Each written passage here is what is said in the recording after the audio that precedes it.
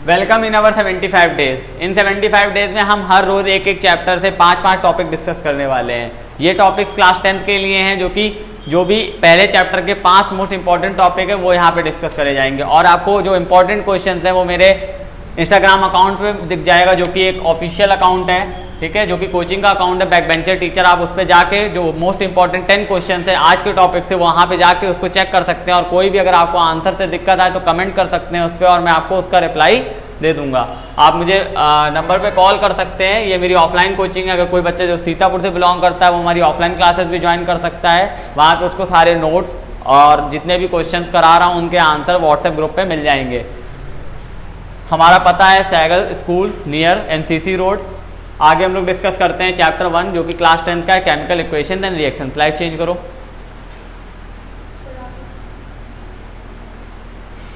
तुम बैठो, आओ तुम जाओ सीट पे।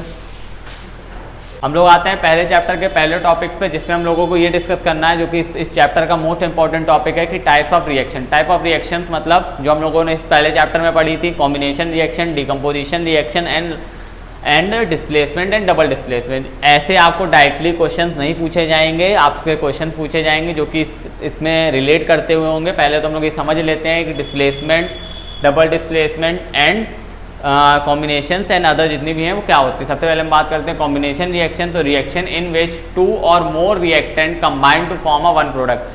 कोई भी ऐसी चीज़ जैसे A + B मिलके AB बन जाए, मतलब दो चीज़ों को कंबाइन करके एक बना दिया जाता है, तो हम उसे क्या कहते हैं, combination reaction. For example H2 + O2 gives up H2O। जैसे हम क्या कर रहे हैं, H2 + O2 मिक्स कर रहे हैं और क्या मिल रहा है हमें, H2O मिल रहा है। इसका मतलब क्या है, कहीं ना कहीं H2 और O2 क्या हो रहे हैं, कंबाइन हो रहे हैं। बट एक चीज़ याद रखना है, इसमें हमेशा ये होता है, ये देखो ये क्या होता है, ये भी एक तरीके से हाईली फ्लेमेबल है जो कि क्या कर सकता है फायर के लिए, और ये भी क्या करता है, फायर को सपोर्ट करता है। बट जो H2O है वो क्या करता है, फायर को रोकता है। तो जो हमेशा इसमें ये मोस्टली चांसेस होते हैं जब दो एलिमेंट मिलाए जाते हैं, जो हमें प्रोडक्ट मिलता है उनका नेचर, बिहेवियर बिल्कुल ही अपोजिट होता है, क्योंकि ये दोनों क्या है, गैस है। और वहीं पे हम बात करें H2O क्या है, लिक्विड है। अगला हम बात करते हैं, जैसे मैंने इसमें एग्जांपल डाला है, किसका डाला है, जब हम मैग्नीशियम को क्या कर रहे हैं, मैग्नीशियम ऑक्सीजन के साथ रिएक्ट कर रही है, क्या बना दे रही है, मैग्नीशियम ऑक्साइड। तो याद रखना A + B gives up AB, मतलब दोनों आपस में क्या हो रही है, कंबाइन हो रही है। इसी को कहते हैं कॉम्बिनेशन रिएक्शन। नेक्स्ट टॉपिक पे डिस्कस करते हैं। जो हमारी नेक्स्ट डेफिनेशन है वो रहेगी,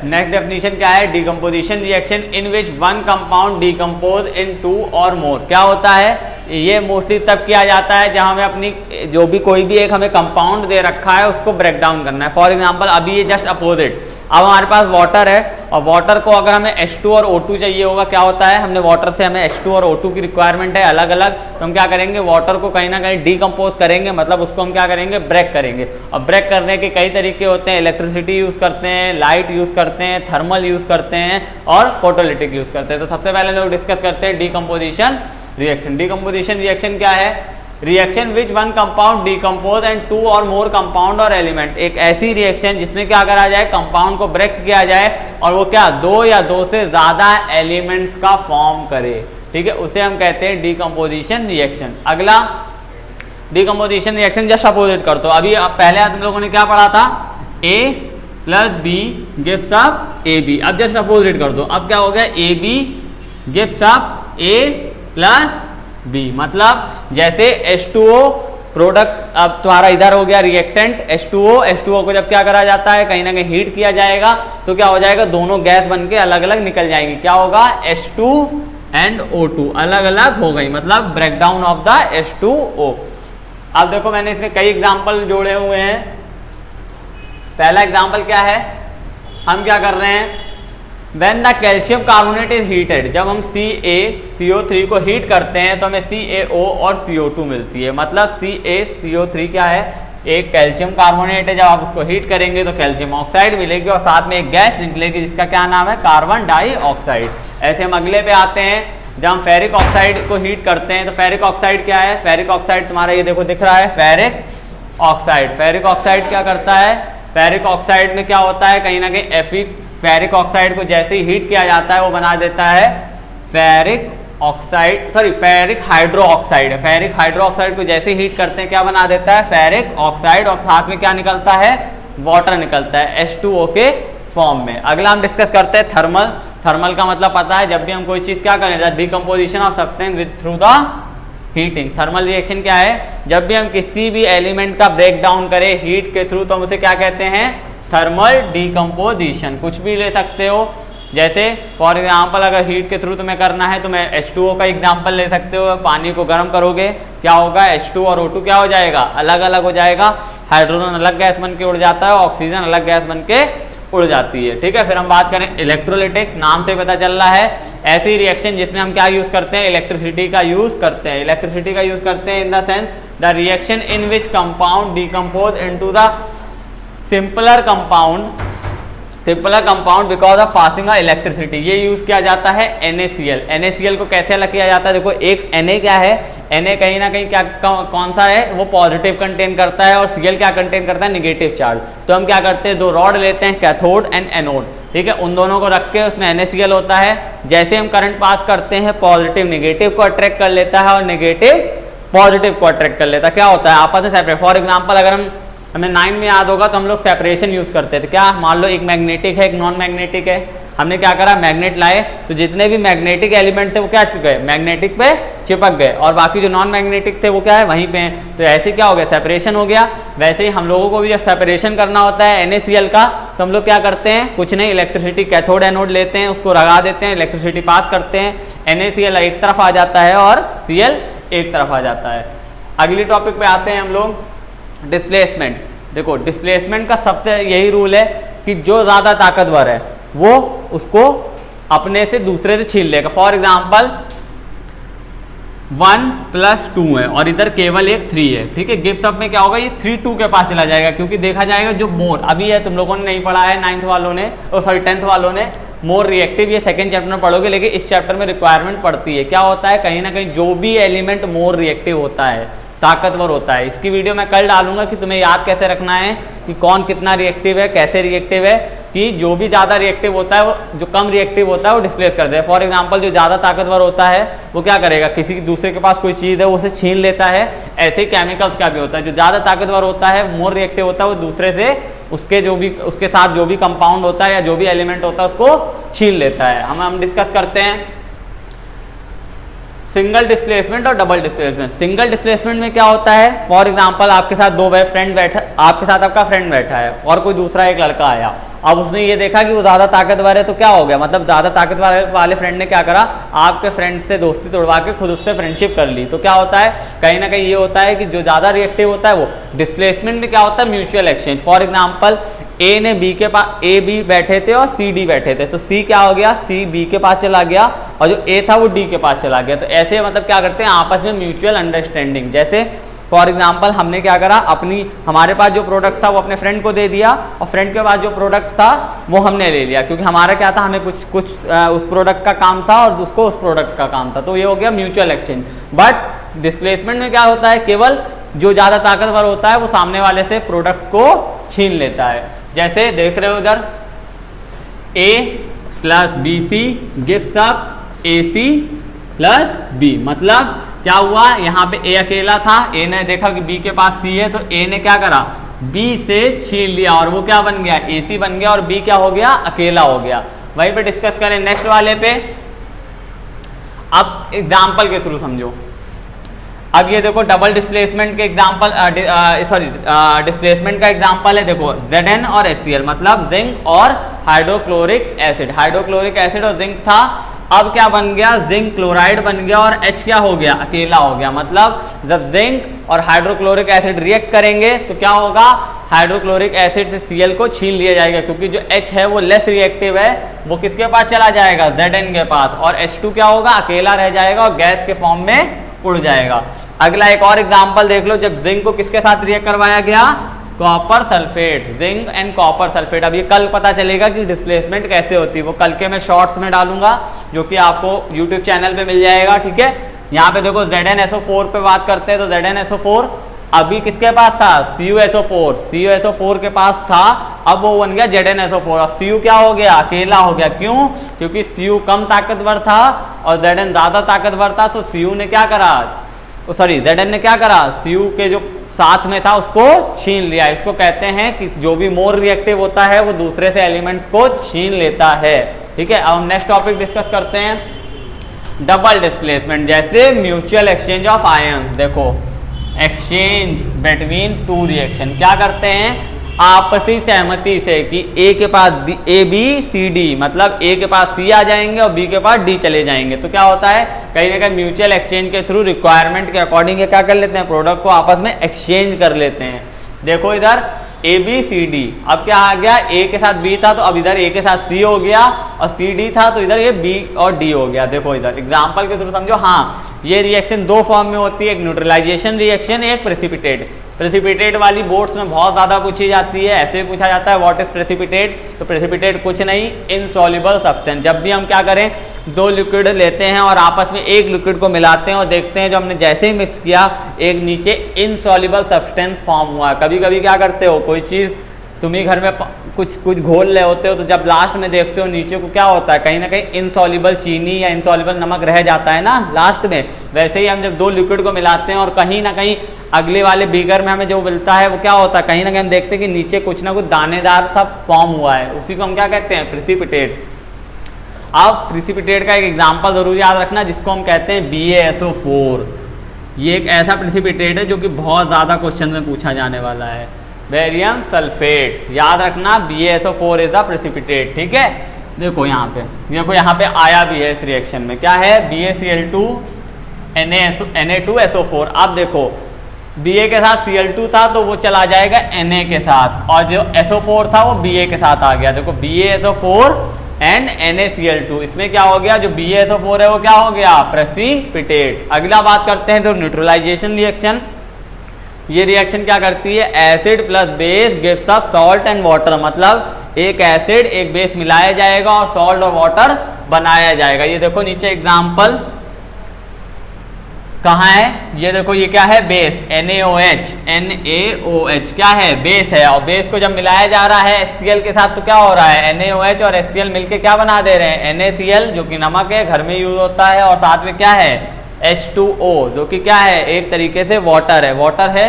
ठीक है, तो क्लियर हुआ कि न्यूट्रलाइजेशन रिएक्शन क्या होती है। तो याद रखना, डिस्प्ले दो टाइप की रिएक्शन होती है, न्यूट्रलाइजेशन एंड प्रेसिपिटेट। प्रेसिपिटेट याद रखना जब क्या होता है, इनसॉल्युबल सब्सटेंस फॉर्म होता है, और दूसरा क्या याद रखोगे, जब क्या होता है, कहीं ना कहीं नमक और पानी बनता है, तो हम उसे न्यूट्रलाइजेशन रिएक्शन कहते हैं। नीचे अगले टॉपिक पे आ जाओ, न्यूट्रलाइजेशन रिएक्शन। ये देखो मैंने फिर से डाल दी, NaOH HCl gives up NaCl और H2O, मतलब neutralization acid plus base gives up salt and water.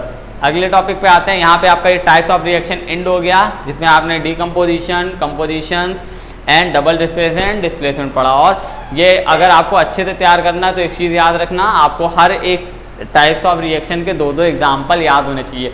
कोई भी आपसे डेफिनेशन नहीं पूछेगा, 10th के स्टूडेंट हो, पूछेगा तो उस चीज़ को अप्लाई कैसे करते हैं, कैसे फॉर्म करते हैं, या कैसे वो चीज़। अब इसमें ये भी पूछा जाता है कि BaSO4 का कलर क्या होता है, ये एक्सचेंजिंग क्यों हो रही है, तो ये चीज़ याद रखना। आपसे डेफिनेशन नहीं पूछी जाने वाली, ये बस कॉन्सेप्ट क्लियर हुआ है। कल से आपके पास इससे रिलेटेड क्वेश्चंस मिलेंगे, जो कि मेरे इंस्टाग्राम पे हैं, उसको ज़रूर देख लेना, क्योंकि जब तक आप क्वेश्चन नहीं सॉल्व करोगे तब तक आपके माइंड में उस कॉन्सेप्ट को लेकर क्लियरिटी नहीं आएगी। सेकंड थिंग, एक क्वेश्चन लिखने का तरीका भी होता है। क्वेश्चन लिखने का तरीका मतलब एक सिस्टमैटिक वे। क्यों हमेशा लड़कियां ज़्यादा नंबर ले आती हैं एग्जाम से, उसका सबसे बड़ा रीज़न यही है कि उनको लिखने का तरीका अच्छे से आता है। क्यों? क्योंकि वो हर चीज़ को रिप्रेजेंट अच्छे से करती हैं। हम लोग क्या करते हैं, बस हम लोगों ने क्या करा है, अगर बचपन में देखा जाए तो एप्लीकेशन आती थी तो हम लोग क्या करते थे, आई बैक टू से लिख देते थे बस, ठीक है। बट वही लड़कियां क्या करती हैं, कुछ स्पेशल वर्ड्स या ड्राइंग, हमेशा हमें प्रोजेक्ट में कम नंबर मिलते हैं और लड़कियों को ज़्यादा मिलते हैं। क्यों? क्योंकि कहीं ना कहीं क्या होता है, उनका रिप्रेजेंटेशन का तरीका अच्छा होता है। और याद रखना, बोर्ड्स में ना वो आपकी शक्ल जानता है ना वो आपकी अकल जानता है, वो केवल आपकी कॉपी जानता है। तो यानी कि first impression is the last impression. तो सबसे ज़्यादा जो वर्क करना है वो हमें राइटिंग स्किल्स पे वर्क करना है, और दूसरी चीज़ कि हमारी राइटिंग स्किल्स अच्छी हो जाए, कि हम अच्छे से रिप्रेजेंट कर पाएँ चीज़ों को, जितना डायग्रामेटिक, ग्राफिकल एंड केमिस्ट्री है तो केमिस्ट्री को केमिकल इक्वेशन बेसिस पे ही ज़्यादा से ज़्यादा रिप्रेजेंट करने की कोशिश करना हो तो नंबर भी ऑब्टेन करने में हेल्प रहेगी। क्यों? क्योंकि कहीं ना कहीं टीचर आपको नहीं जानता है, वो बस आपकी कॉपी को जानता है। अगर आपके शुरुआत के क्वेश्चन अच्छे निकलते हैं, आपने अच्छे से उसका क्लेरिफिकेशन दिया होता है तो टीचर कहीं ना कहीं समझ जाता है कि हाँ आपको कहीं ना कहीं आपके जो पढ़ाई का लेवल है वो अच्छा है। तो इसलिए जो भी रिप्रेजेंट करना है एक सिस्टमैटिक वे में रिप्रेजेंट करना, तो हर चीज़ को जो भी क्वेश्चन है उसको लिखने का तरीका मैं आपको सिखाऊंगा, जिसमें हर रोज़ मैं आपको 10-10 क्वेश्चन दूंगा अपने इंस्टाग्राम अकाउंट्स पे। आगे हम लोग डिस्कस करते हैं। इसमें बहुत ज़्यादा बच्चे कंफ्यूज रहते हैं, ऑक्सीडाइजिंग और ऑक्सीडेशन और रिडक्शन रिएक्शन बहुत ज़्यादा कंफ्यूजिंग। कुछ नहीं, इसमें एक चीज़ याद रखना, अभी मैं इसमें आपको एक चीज़ समझा दूंगा जिससे आपका बिल्कुल ही कॉन्सेप्ट क्लियर हो जाएगा। पहले ये समझ लो कि ऑक्सीडेशन और रिडक्शन होता क्या है। ऑक्सीडेशन क्या है? एडिशन ऑफ ऑक्सीजन, ठीक है, और अ नॉन मेटेलिक एनिमल और रिमूवल ऑफ हाइड्रोजन। बस सिंपल में समझो, किसी भी चीज़ में ऑक्सीजन का ऐड होना। जैसे याद है फर्स्ट चैप्टर में कुछ रेंथिडिटी नाम का था, क्या हो रहा था उसमें हमारा कोई भी हम ऑयली फूड को क्या कर देते थे, ओपन में रख दें, वो क्या हो जाता था, ऑक्सीडाइज हो जाता था। उसी को कहते हैं ऑक्सीडेशन, मतलब किसी भी चीज़ का ऑक्सीजन के साथ मिल जाना, ठीक है। अगली हम चीज़ याद रखेंगे, द एलिमेंट और कंपाउंड विच ऑक्सीजन और एडेड एंड हाइड्रोजन, ठीक है, उसको हम क्या कहते हैं, ऑक्सीडाइज कहते हैं। जिसमें भी हम किसी भी एलिमेंट में अगर ऑक्सीजन मिल जाती है, ठीक है, तो ऑक्सीजन अगर मिल गई तो वो कौन सा एलिमेंट बन गया, ऑक्सीडाइज एजेंट बन गया। जैसे फॉर एग्जांपल अगर हम बात करें, हम लोग क्या हैं, ऑक्सीडाइज एजेंट है। क्यों? क्योंकि हम लोग लगातार क्या कर रहे हैं, ऑक्सीजन को इनहेल कर रहे हैं, तो हम लोग ऑक्सीजन गेन कर रहे हैं, ठीक है। तो कहीं ना कहीं अब हम बात करते हैं रिडक्शन की। तो जब ऑक्सीजन का लूज होता है, ठीक है, तो हम उसको क्या कहते हैं, हाइड्रोजन को गेन कर लेना या ऑक्सीजन का रिमूव हो जाना, उसको हम कहते हैं रिडक्शन होना। अब इसको याद कैसे रखोगे? एजेंट पे सबसे ज़्यादा बच्चे कंफ्यूज रखते हैं। देखो, एजेंट का मतलब ही ये होता है कि वो आपकी मदद कर रहा है। एजेंट मतलब क्या है? फॉर एग्जांपल अगर हमने कोई एजेंट हायर किया है कि हाँ ये मुझे स्टॉक्स के एजेंट्स बताता है या फिर मुझे पढ़ाई में मेरे हेल्प करता है, तो वो मेरे लिए क्या है, एक तरीके का एजेंट है। जैसे पॉलिनेशन में एजेंट होता है इंसेक्ट, वैसे एक ऑक्सीडाइजिंग एजेंट कौन हो गया, जिसने हमको ऑक्सीडाइज होने में हेल्प करी। जैसे ऑक्सीडाइज होने में क्या है, मान लो किसी के पास ऑक्सीजन थी, उसने हमको दे दी, अब क्या है, वो मेरे लिए क्या बन गया, वो मेरे लिए एक ऐसा एजेंट बन गया जिसकी वजह से मैं ऑक्सीडाइज हो गया, ठीक है। जैसे पेड़ मेरे लिए क्या है, ऑक्सीडाइजिंग एजेंट है, और मैं क्या हूँ, ऑक्सीडाइज हूँ। क्यों? क्योंकि मैं पेड़ से ऑक्सीजन ले रहा हूँ, तो कहीं ना कहीं क्या हो गया, वो मेरे लिए एजेंट है, ऑक्सीडाइजिंग एजेंट है, जो मुझे ऑक्सीजन प्रोवाइड कर रहा है। बट मैं क्या हूँ, मैं ऑक्सीडेशन एक तरीके की प्रोसेस कर रहा हूँ, ठीक है। जिसमें देखो एजेंट क्या होता है, the substance which give oxygen. जैसे ट्री क्या है, हमको ऑक्सीजन दे रहा है, ठीक है। बट वहीं पे हम क्या है, एक ऑक्सीडाइजिंग एजेंट। अगला क्या है, the substance which remove hydrogen. वो एक ही बात है, और या तो ऐड करो या रिमूव करो, जो हमें या तो हमसे रिमूव करा दे या हमें ऐड कर दे, वो हमारे लिए क्या हो गया, agent. Tree is the agent of oxidation.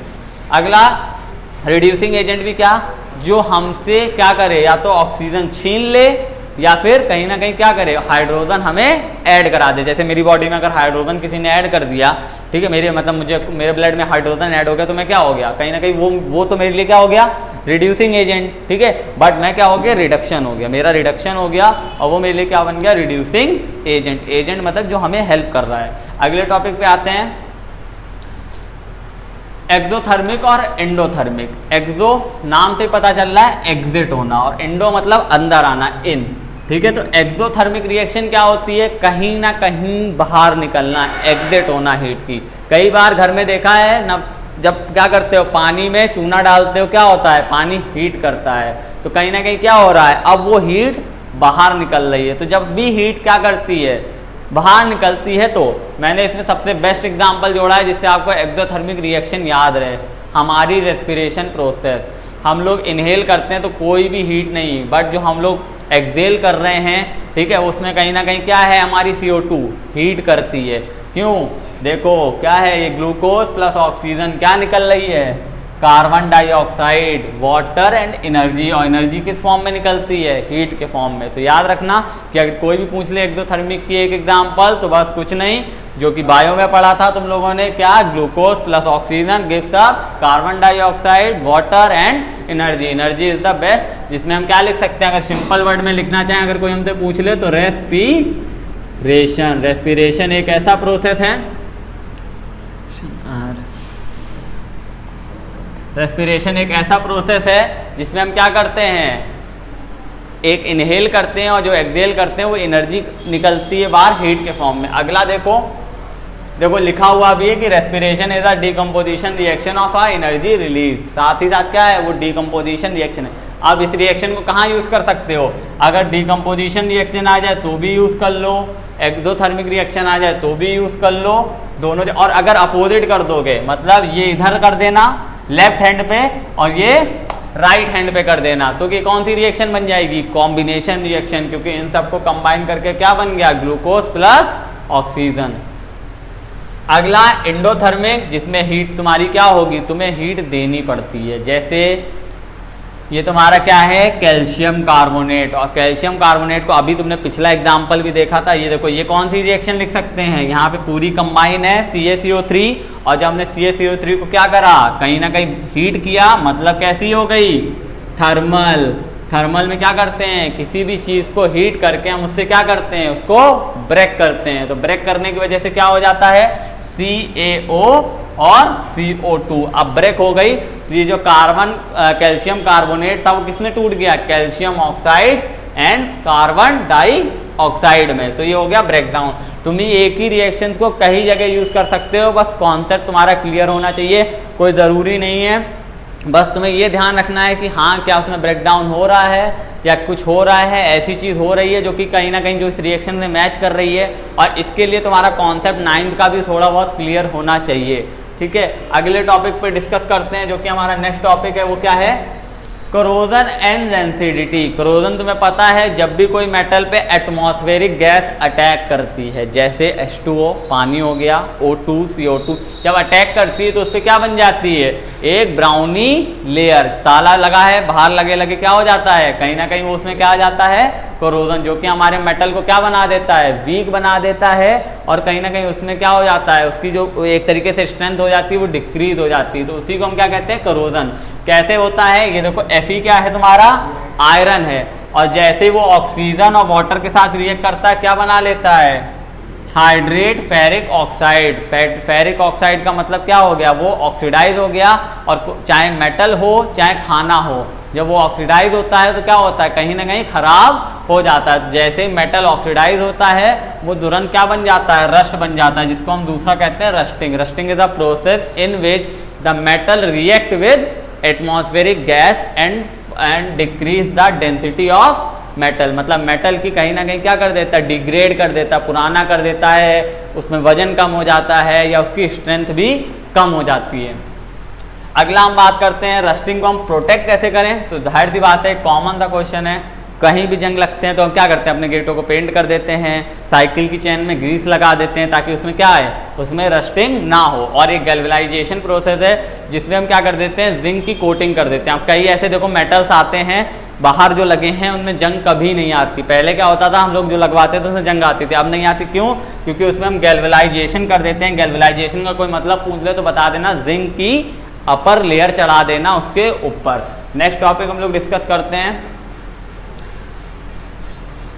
अब इसमें मैंने एक दो एग्जाम्पल जोड़े हैं कि कॉपर में करोजन होगा तो क्या होगा। देखो कॉपर है, हमारे इन्वायरमेंट में CO2 है, और क्या है, O2 है। सब ये क्या हो रहा है, वाटर। देखो CO2, ऑक्सीजन, वाटर, ये तीनों किसके साथ रिएक्ट कर रहे हैं, कॉपर के साथ। और क्या बना ले रहे हैं, कॉपर कार्बोनेट, साथ में इनटू में कॉपर हाइड्रोक्साइड। तुम खुद देखना, कॉपर को एक दो महीने के लिए खुला छोड़ देना और ग्रीन कलर में कन्वर्ट हो जाएगा। वो घर में तुम लोटा यूज करते हो, ये क्वेश्चन बोर्ड में बहुत मिलता है कि जब हमारे कॉपर पे लेयर जम जाती है, ठीक है, ग्रीनिश कलर की, तो उसको रिमूव कैसे करते हैं। अब देखो ये क्वेश्चन अलग है, मतलब यहाँ पे कॉन्सेप्ट अलग है, बट उन्होंने पूछ अलग वे में लिया। क्यों, यहाँ पे तुम्हें ये पता चल गया कि कॉपर जब वाटर उसके साथ, ऑक्सीजन के साथ और CO2 के साथ रिएक्ट करती है तो क्या होता है, एक ग्रीनिश लेयर बन जाती है। बट क्वेश्चन क्या है कि उस ग्रीनिश लेयर को रिमूव कैसे करते हैं। पहला तो कॉन्सेप्ट ये याद रखोगे कि जैसे ही कॉपर रिएक्ट करता है ये एटमॉस्फेरिक गैस के साथ, वो किस कलर में कन्वर्ट हो जाता है, ग्रीन कलर में। घर में लोटा रखा होगा,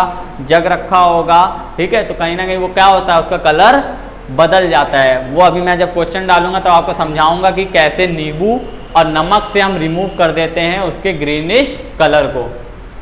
अगला सिल्वर, क्या होता है, नई नई पायल आती है या फिर नया नया कोई भी ज्वेलरी आती है तो खूब चमक रही होती है सिल्वर में, बट आफ्टर कुछ समय बाद क्या होता है, वो ब्लैक पड़ जाती है या ग्रीनिश पड़ जाती है। क्यों? क्योंकि उसका भी यही सीन है, वो क्या किसके साथ रिएक्ट कर जा रही है, ये देखो सिल्वर किसके साथ रिएक्ट कर जा रही है, तो तुम्हारे इन्वायरमेंट में एक H2S नाम की, जिसको हम क्या कहते हैं, सल्फाइड, हाइड्रोजन सल्फाइड नाम की गैस है। अब यहाँ पे रिएक्टिव सीरीज अप्लाई हो रही, क्यों? क्योंकि जो Cu है वो कहीं ना कहीं क्या है, देखो Cu क्या आता है कहीं ना कहीं, ये देखो सिल्वर है और यहाँ पे हाइड्रोजन, ये देखो Ag, यहाँ पे गलत प्रिंट हो गई है, यहाँ पे Ag होना चाहिए, ये गलत है। ये रिएक्शन मैंने एक वेबसाइट से उठाई थी लेकिन ये गलत है। यहाँ पे तुम ये याद रखोगे Ag प्लस H2S और ये क्या हो जाएगा, AgS बन जाएगा, AgS। क्यों? क्योंकि जो Ag का मतलब होता है सिल्वर क्या है, ज़्यादा रिएक्टिव है इन कंपेरिजन टू H, तो वो क्या करेगा, H के पास से S को छीन लेगा और जैसे ही सिल्वर के साथ सल्फाइड रिएक्ट करेगा वो क्या करेगा, सिल्वर के कलर को चेंज कर देगा। मतलब कहीं ना कहीं क्या हो रहा है, कभी कभी ये जो रिएक्शंस होती हैं कभी कभी कलर चेंज करने की वजह से भी होती हैं। ठीक है, अगला हम लोगों का क्या है, रेंसिडिटी बहुत नॉमिनल टॉपिक है, जिसमें यही है कि हमारा जब भी कोई फैटी ऑयली फूड क्या करता है, एनवायरनमेंट में गैस है जो कि ऑक्सीजन है, उसके साथ ऑक्सीडाइज हो जाता है तो उसकी क्या हो जाता है, स्मेल, टेस्ट सब चेंज हो जाता है। कभी भी तुम चिप्स लाते हो या बिस्किट्स लाते हो, क्या होता है, अगर वो धोखे से खुले छूट जाते हैं तो क्या हो जाते हैं, कहीं ना कहीं वो ऑक्सीडाइज हो जाते हैं और क्या होता है, उसके टेस्ट में कहीं ना कहीं स्मेल में क्या आ जाती है, चेंजेस आ जाते हैं। और ये चेंजेस क्यों आते हैं, क्योंकि वो खाना कैसा हो गया, ऑक्सीडाइज हो गया और कहीं ना कहीं क्या हो गया उसके। अब इसको हम प्रोटेक्ट कैसे करते हैं, तो क्या है, लेस के चिप्स, याद रखो चिप्स कम और हवा ज़्यादा, तो बस वो हवा हमको ज़्यादा दे रहे हैं ताकि हमारे चिप्स नम ना हो। क्यों? क्योंकि क्या होता है, कहीं ना कहीं चिप्स क्या है, ऑयली फूड है जो कि क्या कर जाएगा, कहीं ना कहीं रिएक्ट कर जाएगा, इसी वजह से उसके अंदर नाइट्रोजन गैस डालती है जिसको हम क्या कहते हैं। ठीक है, वो हमें अगला रिप्लेसिंग बाय नाइट्रोजन, यही लिखा है, एडिंग एंटीऑक्सीडेंट। एंटीऑक्सीडेंट मतलब जैसे एंटी एसिड होते हैं जो कि एसिड से प्रोटेक्ट करते हैं, वैसे एंटीऑक्सीडाइज होते हैं जो कि क्या करते हैं, हमें कहीं ना कहीं ऑक्सीजन से प्रोटेक्ट करते हैं। फ्रिज एक बेस्ट एग्जांपल है एंटीऑक्सीडेंट का। उसके अंदर कोई भी सामान रख दो तो क्या करता है, ऑक्सीडाइज नहीं होता है, कोई भी खाना ऑक्सीडाइज नहीं होता है। ठीक है, अगला हम याद रखते हैं रिफ्रिज, हाँ वही हो गया। अब अगला 1 मिनट के अंदर मैं तुम्हें ये समझाऊंगा कि क्या होता है रिडक्शन और ऑक्सीडाइजेशन। देखो एक चीज याद रखना, सबसे पहले बात करते हैं ऑक्सीडाइजिंग क्या है, जब भी ऑक्सीजन का ऐड हो, कैसे ऑक्सीजन ऐड हो ये याद रखना। देखो मैंने बच्चों को ऐसे कहा, मान लो तुम रेंट पे अकेले रह रहे हो, अब तुमने क्या करा, रेंट आधा हो जाए इसलिए अपने फ्रेंड को भी बुला लिया, तो इसके चक्कर में तुम क्या हुए, तुम ऑक्सीडाइज तो हो गए, मतलब तुम्हारे साथ वो तो रहने लगा, बट कहीं ना कहीं तुम्हारे जो नेचर था, तुम्हारे अंदर जो एबिलिटी थी वो भी तुमने खो दी और कहीं ना कहीं तुम्हें स्पेस भी कम होनी पड़ी। तो तुम ऑक्सीडाइजिंग तो हो गए, बट तुम्हारा क्या बन गया, ये ओ क्या बन गया, ऑक्सीडाइजिंग एजेंट बन गया। अभी नीचे देखना, अभी देखो Fe और S था, Fe अकेला रहता था, S अकेला रहता था, वहीं क्या हो गया, दोनों साथ में आ गए, तो कहीं ना कहीं क्या हो गए, ऑक्सीडाइज तो हुए, साथ में रहने लगे, ऑक्सीडाइज हो गए, बट कहीं ना कहीं क्या हो गया, अपना नेचर अपनी पहचान दोनों क्या कर दी, खो दी। अगला हम डिस्कस करते हैं, फिर से वही हुआ, क्या हुआ, देखो H2S और Br था, अब क्या हुआ, H2S क्या हुआ है, H ने, अब जाहिर सी बात है क्या था, जो H था कहीं ना कहीं वो मोर रिएक्टिव था, तो क्या करा, H ने Br को ले लिया और S को अकेला कर दिया। ठीक है, इससे ये हो गया, क्या हो गया, फिर से ये ऑक्सीडाइज हो गया, सल्फाइड, देखो इसमें लिखा है सल्फाइड ऑक्सीडाइज हो गया। कैसे ऑक्सीडाइज हो गया, देखो जाहिर सी बात है क्या हुआ, H था और H जब रिमूव होगा तो क्या होता है, ऑक्सीडाइज होता है। वहीं पे देखो नीचे क्या लिखा है, ऑक्सीडाइजिंग एजेंट है substance which is being about to oxidation, जो कि ऑक्सीडेशन में हेल्प करते हैं।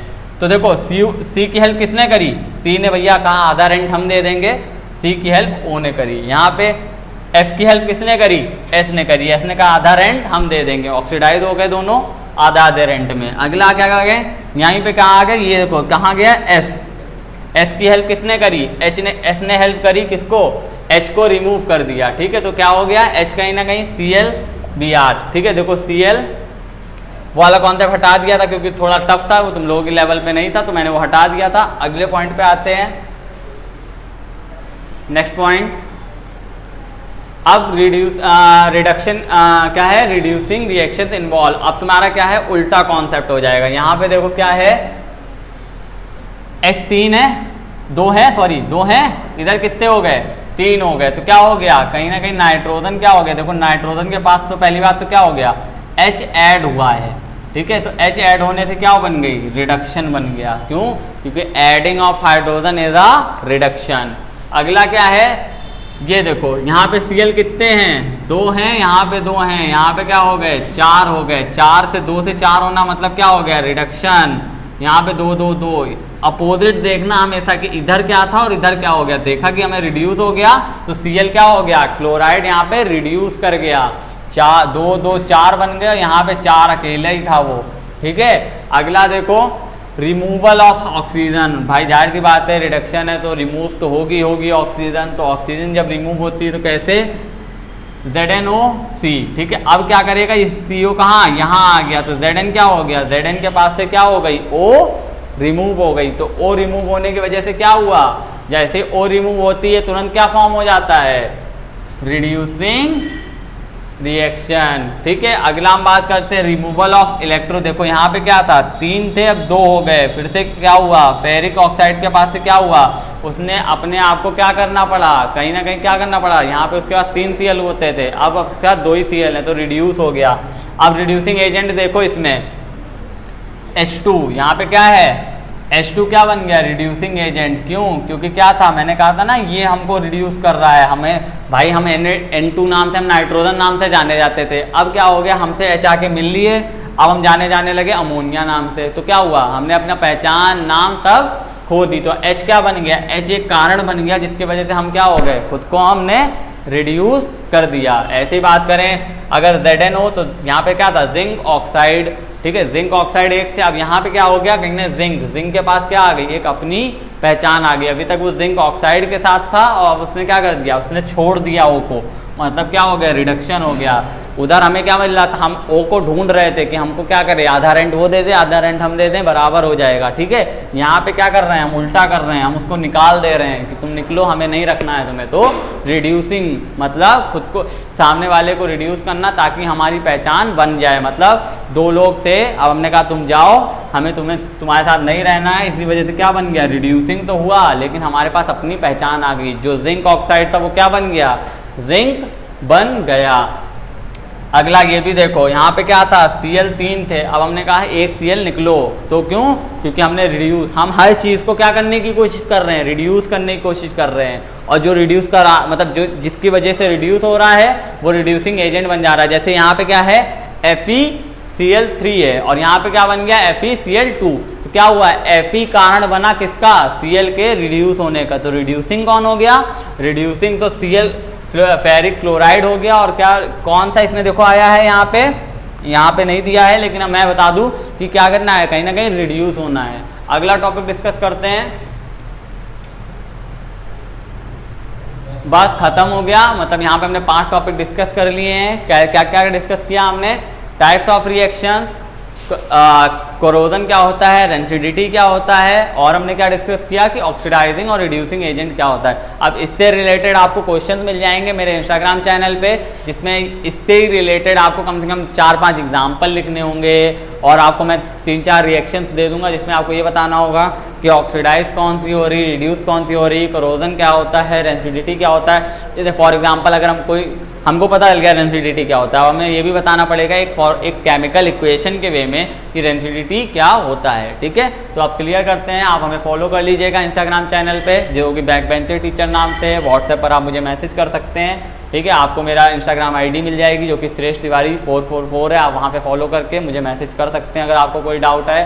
बाकी आप इस यूट्यूब चैनल भी बना दिया है बैक बेंचर टीचर नाम से, आप उस पर भी मुझे फॉलो और सब्सक्राइब कर दीजिएगा। Thank you.